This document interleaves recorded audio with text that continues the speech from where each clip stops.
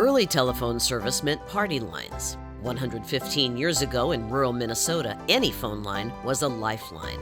That's why BevCom was formed. Now, 4 generations later, Bill Eccles keeps the family tradition alive and well for his community, providing not only phone lines, but cable, digital video, and broadband. We're not an affluent community, and so having communications infrastructure allows us to bring in some professional businesses. It allows us to maintain a nice hospital, to have schools, for people to have jobs to live and work.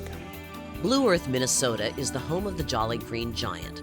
Farming is the main industry in Faribault County, but broadband is the key to drawing other businesses to this area to help the town thrive.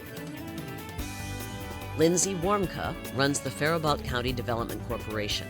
Her job is to retain the businesses that are already here and then expand the tax base of the community with new business development. They need to know in what capacity we have broadband, and in some cases they want to know if we can even increase the speed. I would say 99% of the jobs here include working with broadband. These students have grown up with computers, and of course they want faster speed too. So do their teachers to help keep them engaged. Their principal, Melissa McGuire, needs to keep students competitive to meet state online testing requirements and to keep her young charges out of trouble with an internet monitoring system. The hot topics of bullying and mobs and things like that, we want to make sure that we are covering our students and making them safe. We're looking for interventions and remediation for kids. We want to prepare our kids for the future. So providing those 21st century technology skills is important. Joe Bromland's law practice depends on broadband. He and his partners compete with Twin Cities attorneys for regional legal work. He can't tell his clients that he doesn't have immediate access to file and fight their cases, but through a legal research internet program, he can, and at reasonable prices. I was born and raised in Blue Earth. I moved back here about 5 years ago to buy into this practice, and I think we're really doing some different things with it because of technology and our ability to provide the same types of services that they provide at the larger law firms. The same goes for bankers like Dan Mensing.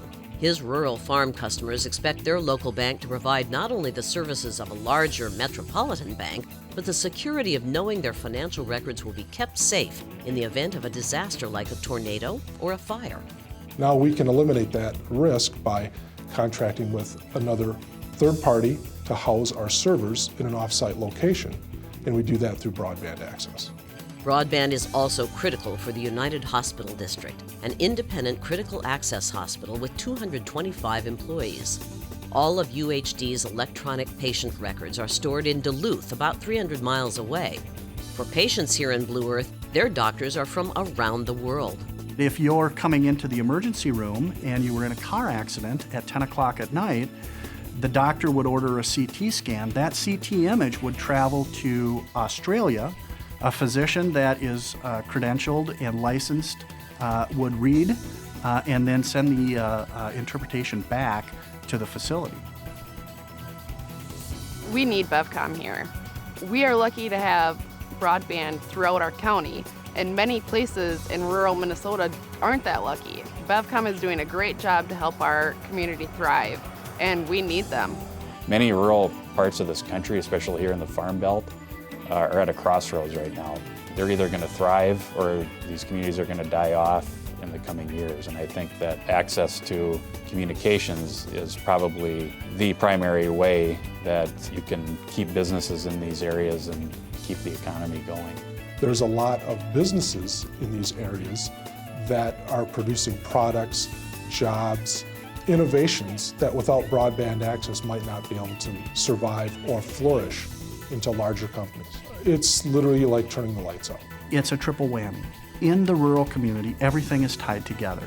And so when the hospital isn't doing well, the school isn't doing well, the local economy isn't doing well, everything's tied. So to cut back on the funding, it's just bad for the country. We're laying that groundwork for the future of our students, our state, our country, because we are competitive with other countries. And so we would fall behind and not have kids ready to compete.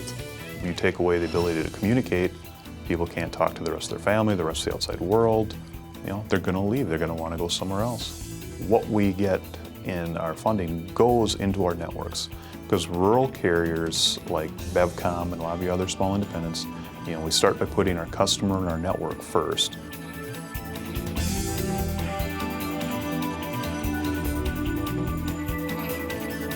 To learn more about saving rural broadband, visit saveruralbroadband.org.